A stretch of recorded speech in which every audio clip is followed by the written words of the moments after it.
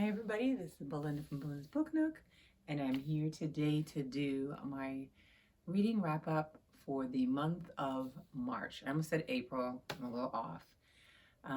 But first, before I talk about the books that I read last month, I just wanted, the lights just flickered.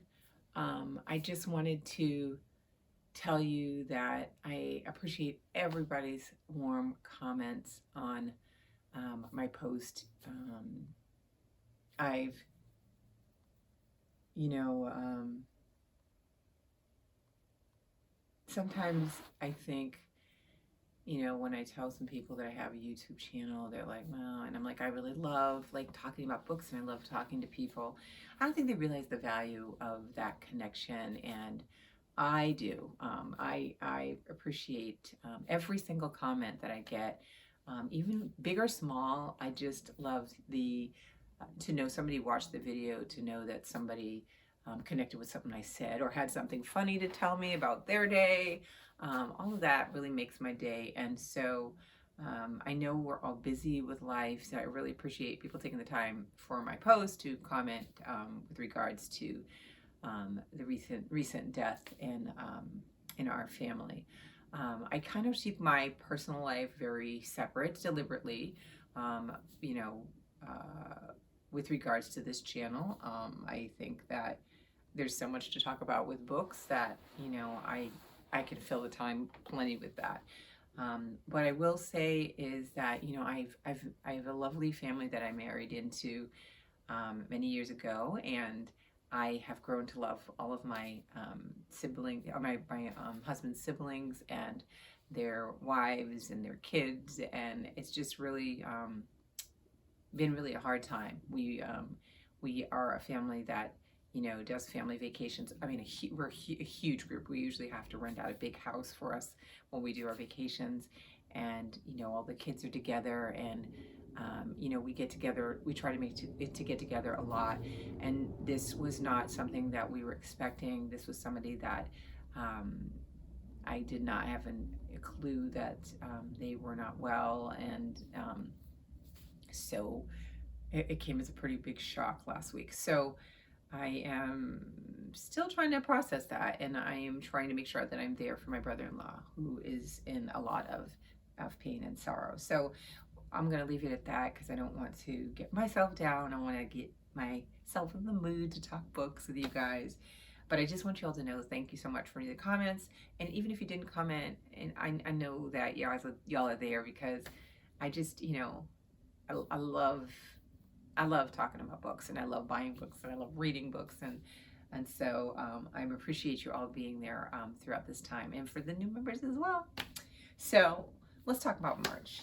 So I'm actually really proud of myself because, and I'm going to try to be upbeat. I'm sorry. I'm usually really upbeat.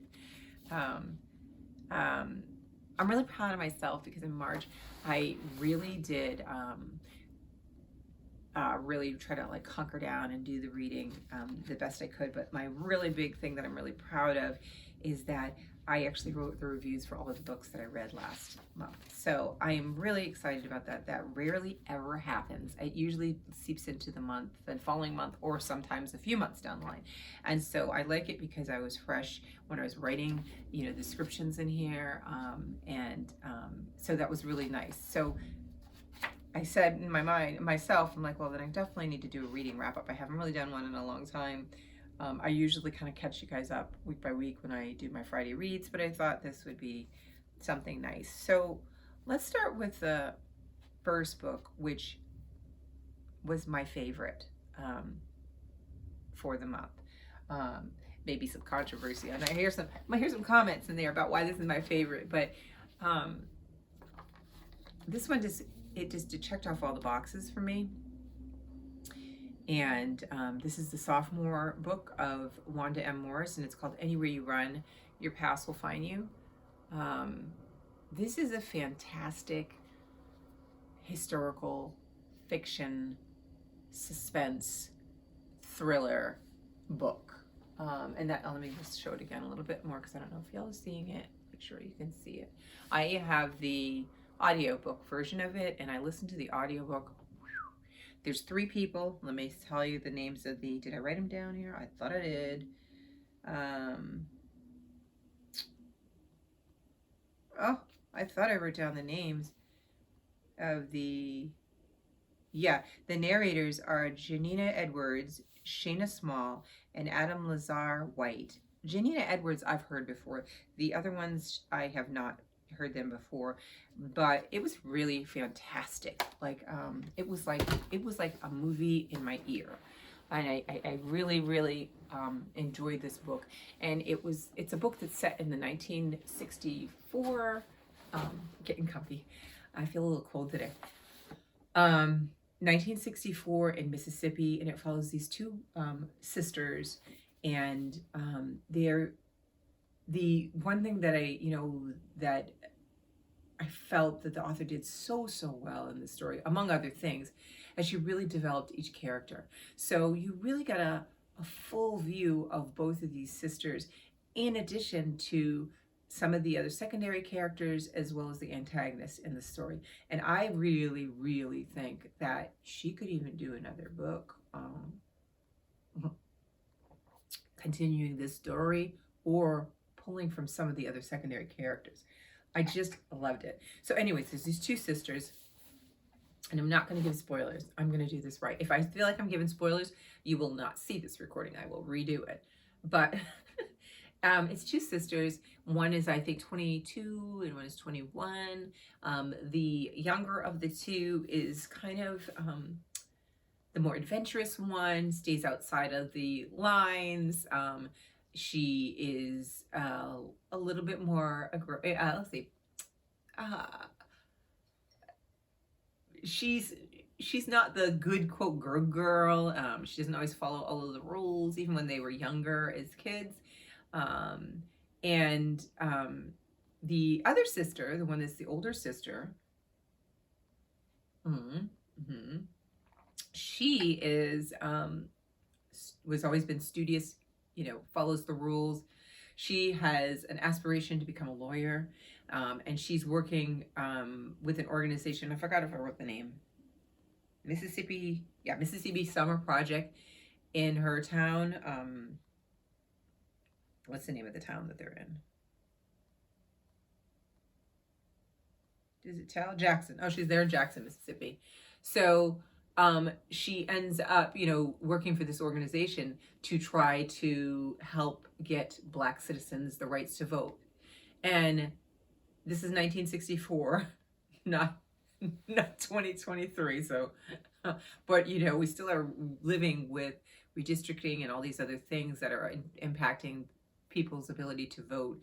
So it was very interesting to see her put, go back into the historical aspects with this, and put information in there. The book actually starts out with killing of three individuals that were coming to try to work to get the right to vote for Black citizens, and in Mississippi, and they were brutally murdered. So that's kind of the backdrop of the story, and even how she introduces that, she leaves you going, you're trying to wonder what the connection is and how this is, involved with the story.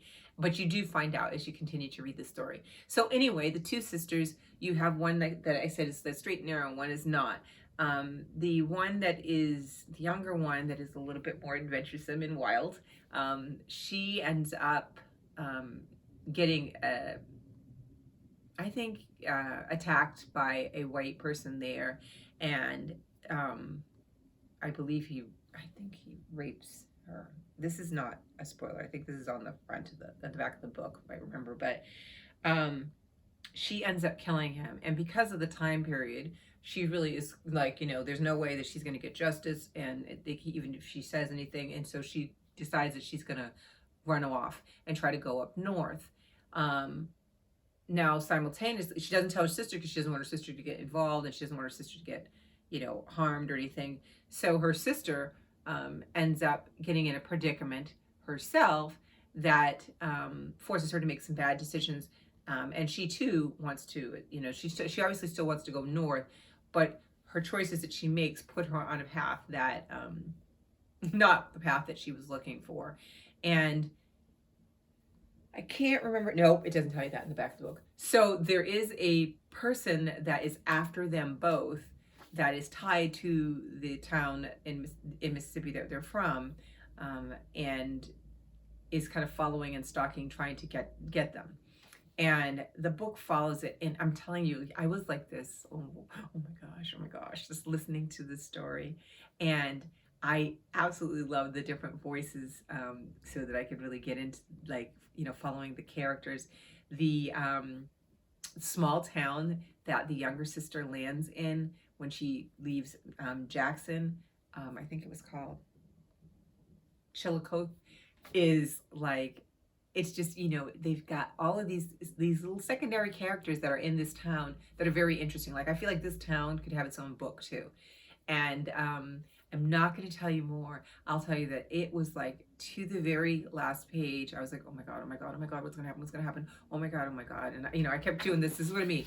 This is me reading the book. And I'm in bed next to my husband. I'm like, listening. I'm not reading the book. I'm listening to the audiobook. I'm listening to the audiobook. And so I'm sitting there and I'm like, oh my God. Oh my God.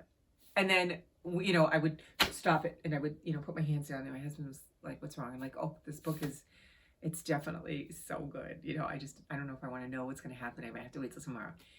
But I highly recommend it. Highly recommend it. I really loved it. It was a 5-star easy. I love the plot. I love the character development. I loved the performance of the narrators. I love that she really interwove some historical aspects into the book. And then I went on and looked at different interviews that she had, and listened to some of the interviews. Were really nice.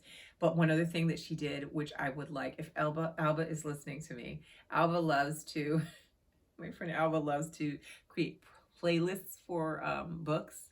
Well, guess what? This author made her playlist for this book. Now, I didn't know when I was reading it, but it would have been nice when I wasn't reading it to listen to the playlist as well, because it is there. All the songs that she selected are so perfect and on point for it. And so I will try to, if I remember, leave a link below to the playlist that she had that goes for this book.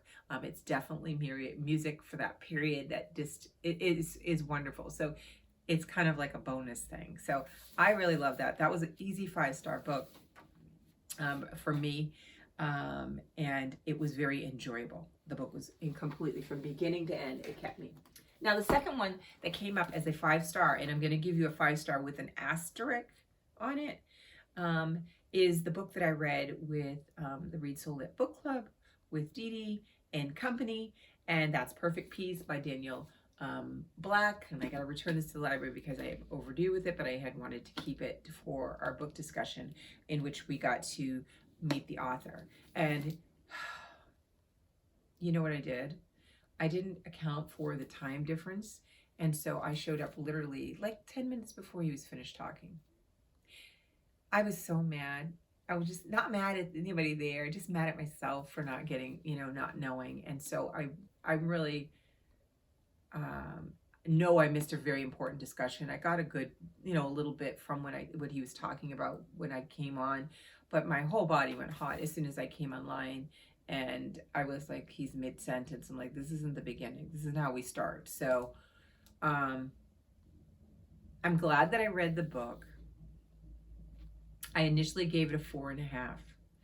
And and this is one of the things I told you guys, when I sit with people and talk about books, when I sit and reflect, when I, even on this case, I heard a little bit from the author, then you start to potentially change your mind or understand things better, and process the information better.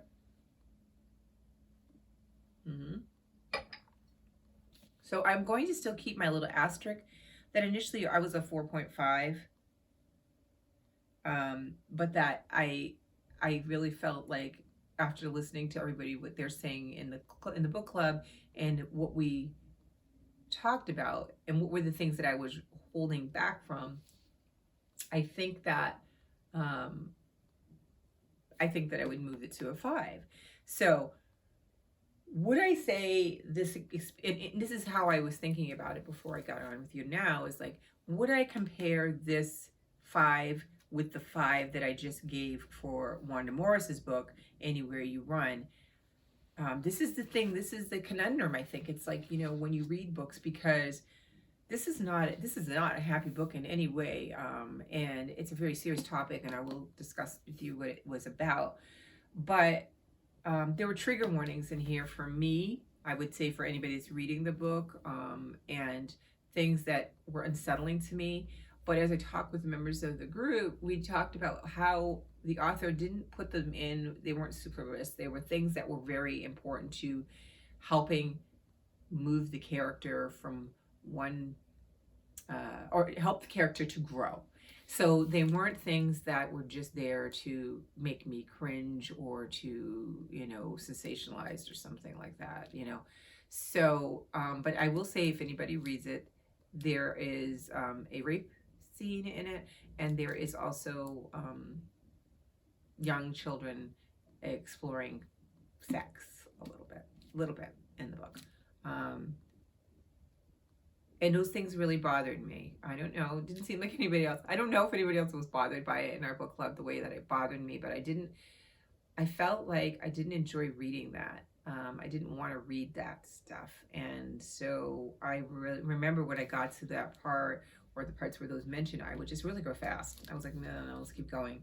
I didn't want to engage in that. So that's why this one is so hard, because the 5 on the other book was because it filled all of those expectations, and it still gave me a good feel. This one, when I got to those parts, I was just shooken up by them. So that's why this one was a little struggle to get to a 5. But the reason why I will say it's a 5 is because of the ability of this author to make me feel so strongly about this when I was reading this book, the ability of the author to develop the characters really well, to take the time and really do those things, and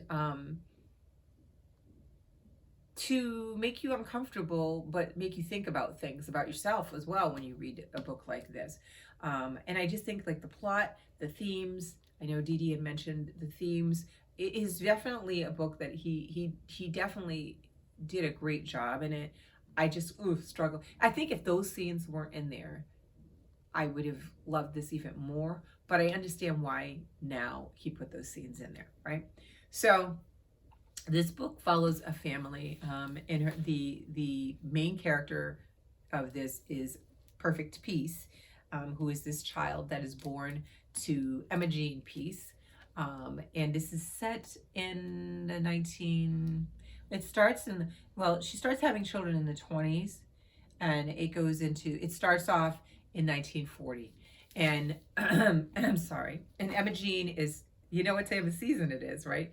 Emma Jean is married. This is down, I think this one is Arkansas.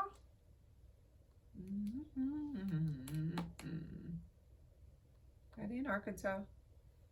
Why do I feel like it's Arkansas? Not Mississippi. The other one's Mississippi. Blanking out. It's set, like I said, in 1940, and it's down south. And why did I say that? I don't see it in my notes here why I didn't rate that point.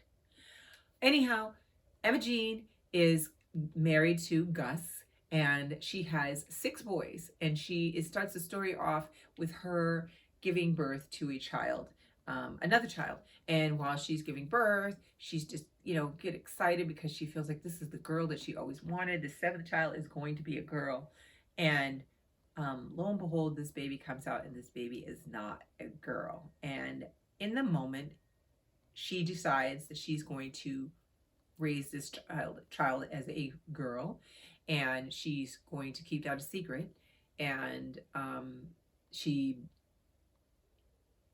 I won't tell you how about she does that in terms of the very beginning, because I don't want to give any spoilers. But she does that, and she keeps it from her husband and the children. They think that this is a little baby girl. She raises this child until the child is 8 years old. And on their 8th birthday, after their birthday party, she decides to tell this child that this child is a boy, and that he is now going to have to live as a boy, and that she had pretended that he was a girl, but he's going to have to be a boy, right? And everything's going to be all right. It'll be rough, but it'll be all right. And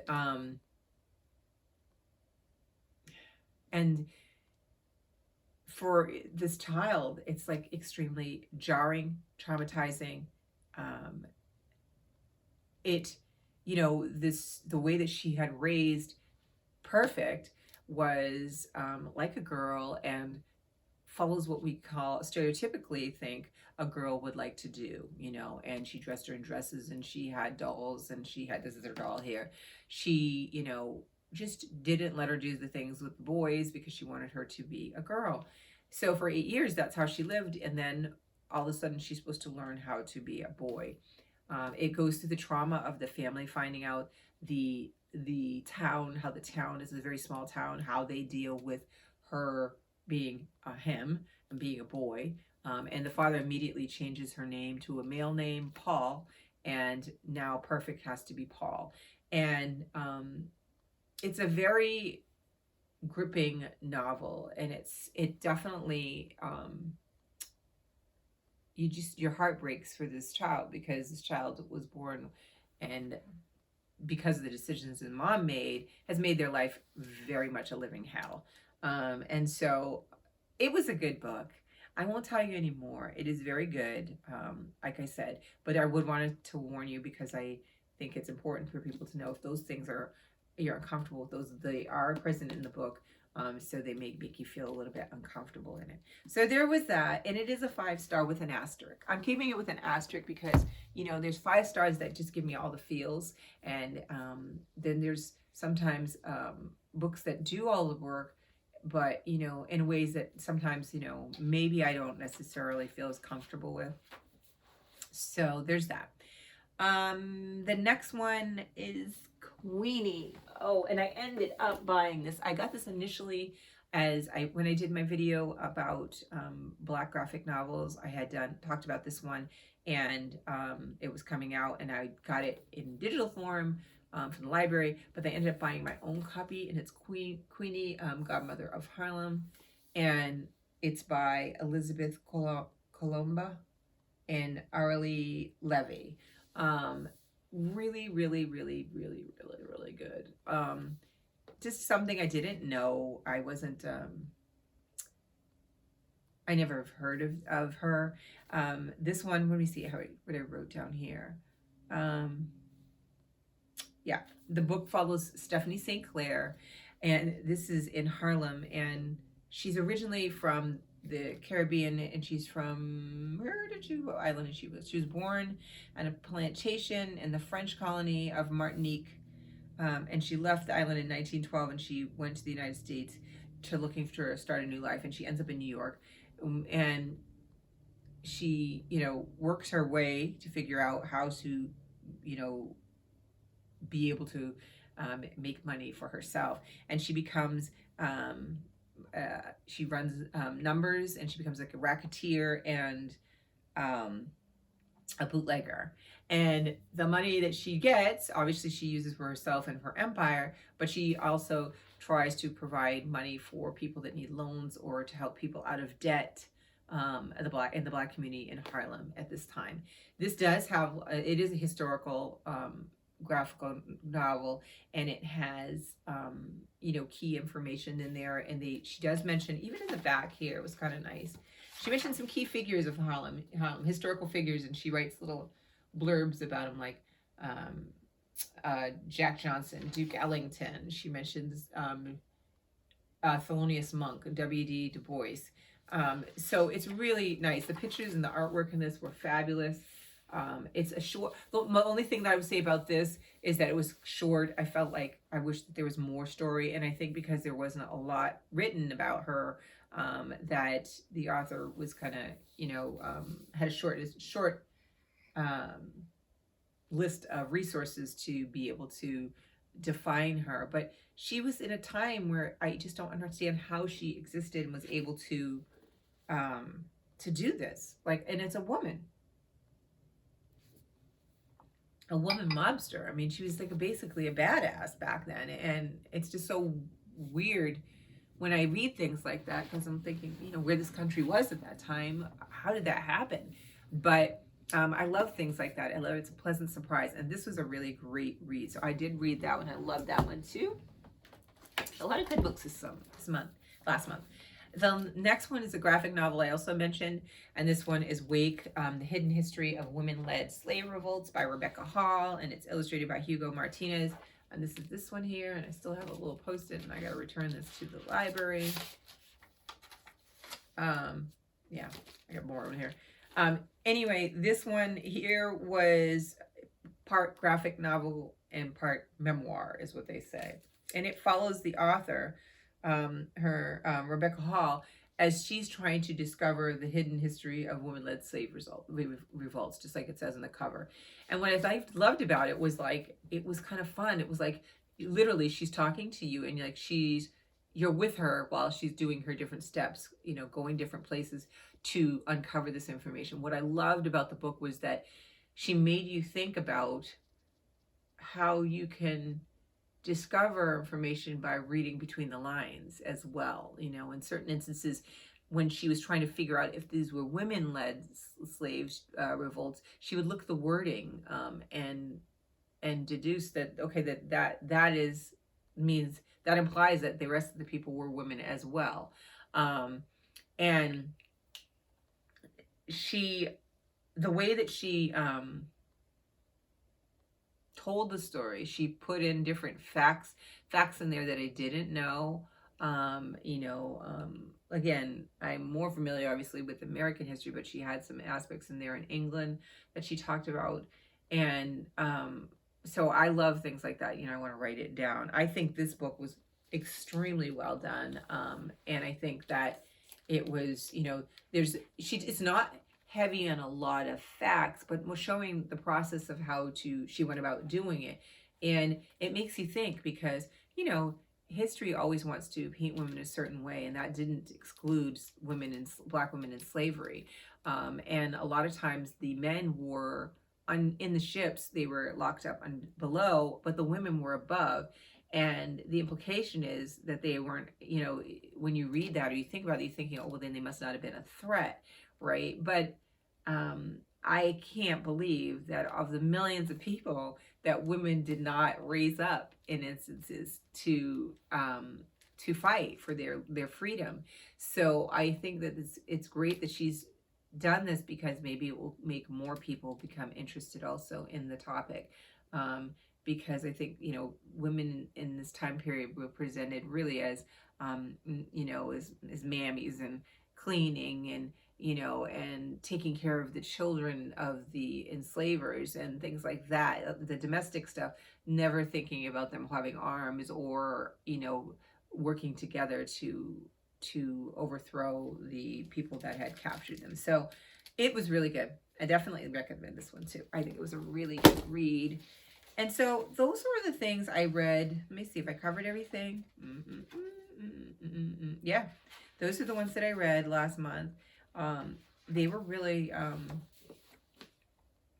you know, good reads for me. And I am so happy that I have all of the reviews done in there, because now I can kind of move forward. I am doing really well right now with this book, and I am surprising myself, because this time last year I wasn't that far. So I am happy with where I am in terms of keeping up with writing reviews and things like that. So let me know if you've read any of the books, or if you want to read some of these books, what you think, how you're doing. Thank you so much for your kind words. And I will be back again to talk to you about my April TBR and what's happening for me now.